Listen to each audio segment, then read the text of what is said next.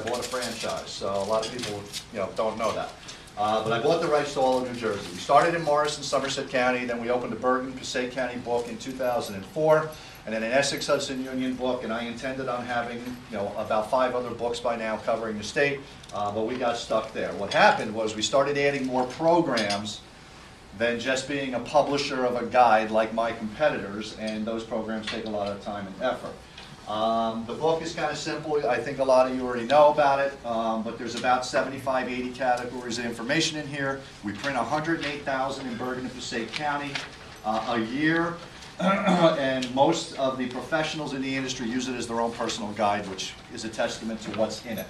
But the key is the fact that it's a very small geographic area, so if you have a business in Bergen in Passaic, it's going to work for you. The other programs that we started, the next one would be, well, obviously there was always a website supporting the book. There's a lot of traffic on the website. You can go look at it, but if you're in the book, you're on the website as well. The senior resource line is something I started in June 2006. I started saying to myself, there's a lot of people out there that probably have questions. I finally learned the terminology. I knew what a geriatric care manager was, and I said, well, I could be one of those too and offer a free service and help out the people. The end result is now we have about 12 calls a day on the senior resource line. I have about 40 90-year-old girlfriends that call about once a week. But the line is really just to find and look for potential ways to help people. So we get a lot of home health care referrals on that line. We get people saying, well, actually they don't really know what they need. They're just going, oh my God, I need some help. That's how the conversation usually begins. And a lot of people, the other important thing about the senior resource line to me is the fact that we get calls and people are saying, can I get a new guide?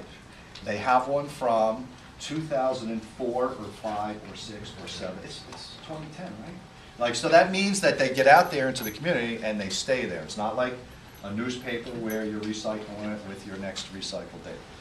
The monthly e-newsletter. The people that I know in this here, once I collect your email address, you're in trouble, by the way. Okay, and I'll tell you why. For the monthly newsletter, that is an event, basically a culmination of the events that are taking place. It lists them by county and then by date. So you see what's going on March 1st, March 2nd, March 3rd, so on and so forth. Then in the bottom section of that, there's an industry professional event section. There's usually about 25 or 30 events in there, cocktail parties, seminars, CEU programs, things of that nature. That goes out once a month. That goes to 4,700 people who are on my website who gave me their email address, and it goes to almost 3,000 professionals now. Those are people who came to my network meetings. Okay, that's the newsletter. Then we have the Speaker Bureau. The Speaker Bureau is new as of February of last year. I'm going to mention my network meetings in a minute, but people who spoke at my network meetings spoke on a specific topic. And they gave me those topics before they spoke. And I had about 2 years worth of network meetings in 3 different book areas, so a lot of potential speakers. So I said, I wonder what would happen if when I mail these guides to libraries, senior centers, adult daycare centers, faith-based groups, town health departments, and I listed all these different topics on there, if anybody would call me and say, yeah, we're looking for a free speaker. And lo and behold, it's huge now. The insert for Bergen and Passaic is 4 pages long, and I get calls. I don't know, how many people know Michael Manna? A number, okay. He's an elder attorney out of Ridgewood. He gave me one topic, senior scams. He got his 14th speaking engagement yesterday. 14. Okay, but senior scams is a popular topic for seniors. All right, so that's the Speaker Bureau part.